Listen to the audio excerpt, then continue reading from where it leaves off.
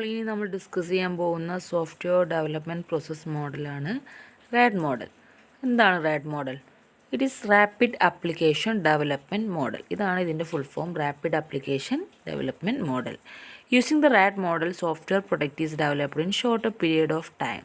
നമ്മൾ ഈ RAD model use ചെയ്ത് കഴിഞ്ഞാൽ നമുക്ക് നമ്മുടെ സോഫ്റ്റ്വെയർ പ്രൊഡക്റ്റിനെ വളരെ കുറച്ച് ടൈം കൊണ്ട് തന്നെ ഡെവലപ്പ് ചെയ്ത് കൊണ്ടുവരാൻ കഴിയുമെന്നാണ് പറയുന്നത്. The initial activity start with communication between customer and developer. അപ്പോൾ നമ്മുടെ ഈ റാഡ് മോഡലിനകത്ത് ഫസ്റ്റായിട്ട് കൊണ്ടുവരുന്ന ഒരു ആക്ടിവിറ്റി എന്ന് പറഞ്ഞാൽ നമ്മൾ എന്ത് ചെയ്യും, നമ്മളുടെ കസ്റ്റമറിനായിട്ട് ഒന്ന് ഇൻറ്ററാക്ട് ചെയ്യും അല്ലെങ്കിൽ കമ്മ്യൂണിക്കേറ്റ് ചെയ്യും. അത് ത്രൂ അവരുടെ റിക്വയർമെൻറ്റ്സ് ഒക്കെ നമുക്ക് മനസ്സിലാവും. അതിൻ്റെ ബേസിൽ നമ്മൾ പ്ലാനിങ് തുടങ്ങും. So planning depends upon the initial requirements and then requirements are divided into groups. അപ്പോൾ പ്ലാനിങ് ഡിപ്പെൻഡ് ചെയ്യുന്നത് അവരുടെ എന്താണ് അവരുടെ ഒരു ഇനീഷ്യൽ റിക്വയർമെൻറ്റ്സ് എന്നൊക്കെ നോക്കിയിട്ട് റിക്വയർമെൻറ്റ്സിനെ ഡിവൈഡ് ചെയ്തിട്ട് കുറച്ച് ഗ്രൂപ്പാക്കി മാറ്റും. എന്നിട്ട് ആ ഗ്രൂപ്പ്, അതായത് ഡിഫറെൻറ്റ് മൊഡ്യൂൾസ് ആയിട്ട് അല്ലെങ്കിൽ ഡിഫറെൻറ്റ് ഫങ്ഷൻസ് ആയിട്ട് ഈ റിക്വയർമെൻറ്റ്സിനെ ചെയ്തിട്ട് അതിനെ കോർഡിനേറ്റ് ചെയ്ത് കൊണ്ടുവന്നിട്ടാണ് പ്ലാനിങ് ചെയ്യുക. അതായത് ഡിഫറെൻറ്റ് മൊഡ്യൂൾസ് ആയിട്ട് അല്ലെങ്കിൽ ഡിഫറെൻറ്റ് ഫങ്ഷൻ ആക്കി ഡിവൈഡ് ചെയ്തിട്ട് പക്ഷേ ഒരു കോർഡിനേഷനിൽ ഒരു വർക്ക് ടുഗദറായിട്ട് കൊണ്ടുപോയാൽ മാത്രമേ സക്സസ്ഫുൾ ആയിട്ട് ആ പ്രൊഡക്റ്റ് ഡെവലപ്പ് ആവുകയുള്ളൂ. അപ്പോൾ അത് നമ്മൾ ഡിവൈഡ് ചെയ്യും, എന്നിട്ട് ഒരു കോർഡിനേഷനിൽ അത് ഡെവലപ്പ് ചെയ്ത് കൊണ്ടുവരും. The RAD model consist of following phases. കുറച്ച് ഫേസസ് കൺസിസ്റ്റ് ചെയ്യുന്നുണ്ട്. എന്തൊക്കെയാണ്? Business modelling, data modelling, process modelling, application generation and testing and turn. ഇങ്ങനെ 5 ഫേസ് കടന്നു പോയിട്ടാണ് റാഡ് മോഡൽ നമ്മൾ ഡെവലപ്പ് ചെയ്ത് കൊണ്ടുവരുന്നത് നമ്മളുടെ സോഫ്റ്റ്വെയറിനകത്ത്.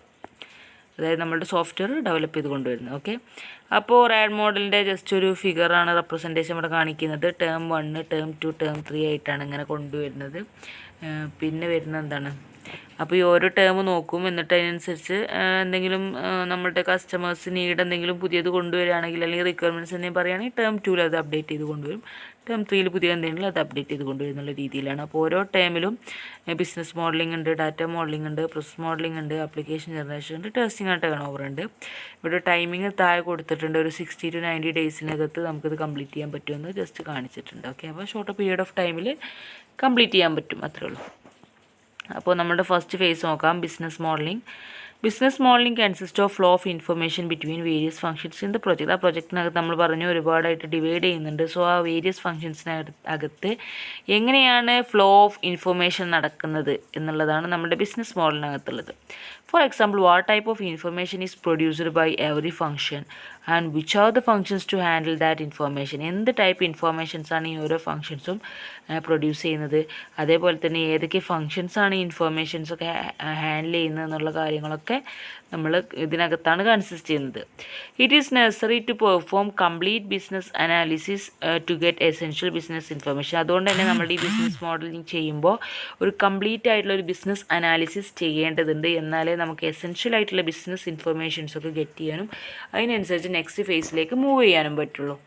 നെക്സ്റ്റ് ആണ് data modelling. The information in the business modelling phase is refined into set of objects and it is essential for the business. നമ്മളിപ്പോൾ business മോഡലിനകത്ത് കുറേ ഫ്ലോ ഓഫ് ഇൻഫർമേഷനും നമ്മൾ കുറേ അനാലിസിസൊക്കെ ചെയ്തിട്ട് കുറേ ഇൻഫർമേഷൻസൊക്കെ ഗെറ്റ് ചെയ്തു.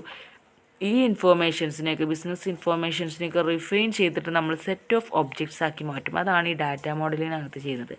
ഈ ഒബ്ജക്ട്സിൻ്റെ പ്രത്യേകത എന്തായിരിക്കും? ഈ ബിസിനസ്സിന് ഏറ്റവും എസെൻഷ്യൽ ആയിട്ടുള്ള ഒബ്ജക്ട്സ് ആക്കിയിട്ട് നമ്മളത് റിഫൈൻ ചെയ്തിട്ടുണ്ടാവും. The attributes of each object are identified and define the relationship between the objects.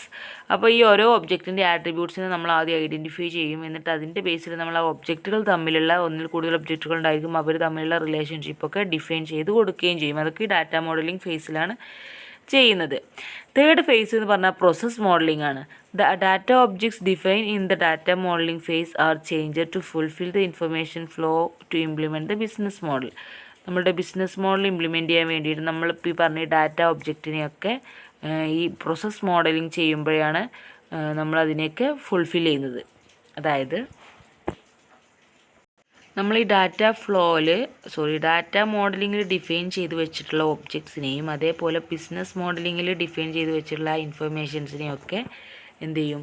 Combine ചെയ്തിട്ട് എങ്ങനെയാണ് ബെസ്റ്റ് ആയിട്ടുള്ള ഒരു ബിസിനസ് മോഡൽ ഇംപ്ലിമെൻറ്റ് ചെയ്യുക എന്നുള്ളതാണ് ഈ ഒരു ഫേസിൽ നമ്മൾ ചെയ്യുന്നത്.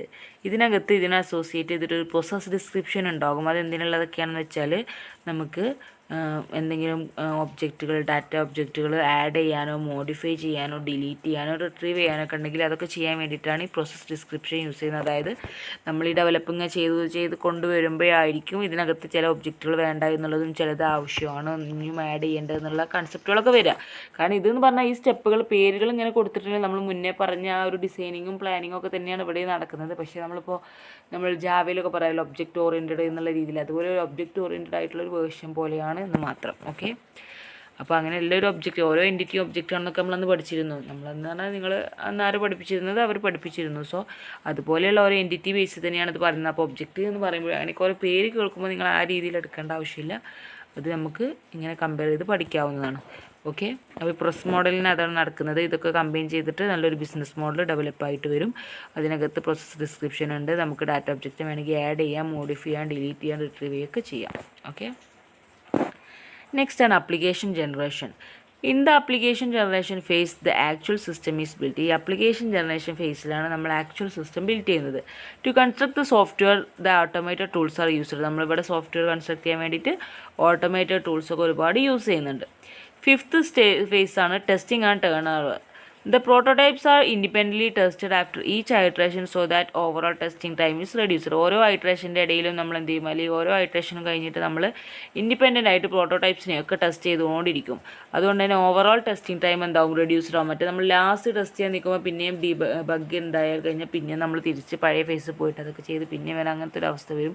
ഇവിടെ നമ്മൾ ഓരോ ഐട്രേഷൻ്റെ കേസിലും എന്ത് ചെയ്യുന്നുണ്ട്, നമ്മൾ ടെസ്റ്റ് ചെയ്യുന്നുണ്ട്. അതുകൊണ്ട് തന്നെ ഷോർട്ടർ പീരീഡിൽ കഴിയും എന്നാണ് പറയുന്നത്. The data flow and the interface between all the components are fully tested. ഇതിനകത്തുള്ള ഡാറ്റ ഫ്ലോ ആയാലും ശരി, ഇൻ്റർഫേസ് ആയാലും ശരി, എല്ലാം ഇൻഡിപെൻഡൻറ്റ് കമ്പോണൻ്റ് ആയിട്ട് നമ്മൾ ടെസ്റ്റ് ചെയ്യുന്നുണ്ട്. Hence most of the programming component are already tested. അതുകൊണ്ട് തന്നെ അതിനകത്ത് യൂസ് ചെയ്യുന്ന പ്രോഗ്രാമിംഗ് കമ്പോണൻസ് ഒക്കെ ഓൾറെഡി ടെസ്റ്റഡ് ആയിരിക്കും. സോ ആ ടൈമിൽ തന്നെ നമ്മൾ ടെസ്റ്റ് ചെയ്ത് പോകുന്നുണ്ട്.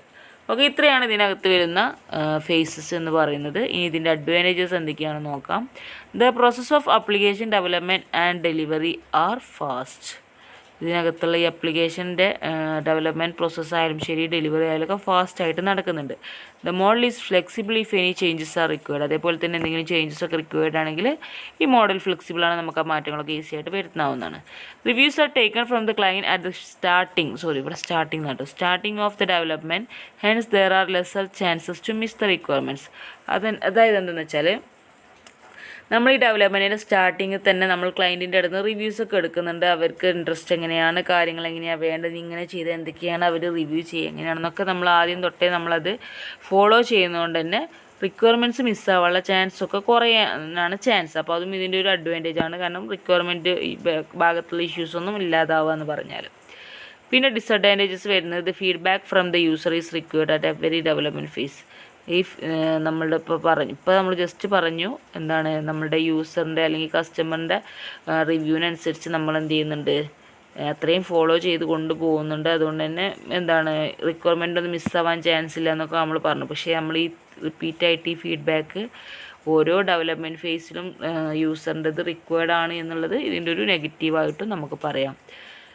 This model is not a good choice for long term and large project. ഈ മോഡൽ ഒരിക്കലും ഒരു ലോങ് ടേമിനോ അല്ലെങ്കിൽ ലാർജ് പ്രൊജക്റ്റിനോ അത്ര നല്ലൊരു മോഡലല്ല. കാരണം ഇപ്പോൾ ഈ പറഞ്ഞ പോലെ ഓരോ പ്രാവശ്യം ഇപ്പോൾ ഈ കസ്റ്റമറിന് അത് വാങ്ങാനും എന്തെങ്കിലും വേറൊരാൾക്ക് പാസ് ചെയ്ത് കൊടുക്കുക അങ്ങനെ എന്തെങ്കിലുമൊക്കെ വന്നു കഴിഞ്ഞാലൊക്കെ അവരുടെ റിക്വയർമെൻറ്റും വരും. അങ്ങനെ ഇതൊരു ഹെവി ടാസ്ക്കായിട്ട് മാറും. അപ്പോൾ അത്രയും കോംപ്ലിക്കേറ്റഡ് ആക്കേണ്ട ആവശ്യമില്ല. അതുകൊണ്ട് തന്നെ ലാർജ് പ്രൊജക്റ്റിൻ്റെ കേസിലൊക്കെ ഇത് യൂസ് ചെയ്യാതിരിക്കുന്നതായിരിക്കും ബെറ്റർ. സോ ഇതൊക്കെയാണ് ഇതിൻ്റെ ഡിസഡ്വാൻറ്റേജ് ആയിട്ട് പറയാനുള്ളത്. ഓക്കെ, നെക്സ്റ്റ് നമുക്ക് ഏജൈൽ മോഡലാണ്. അത് ഞാൻ വേറെ വീഡിയോ ആക്കി ഇട്ടു കേട്ടോ. മറ്റെല്ലാം കൂടെ ആകുമ്പോഴേക്കും ലെങ്തി ആയി പോകും. Okay, thank you.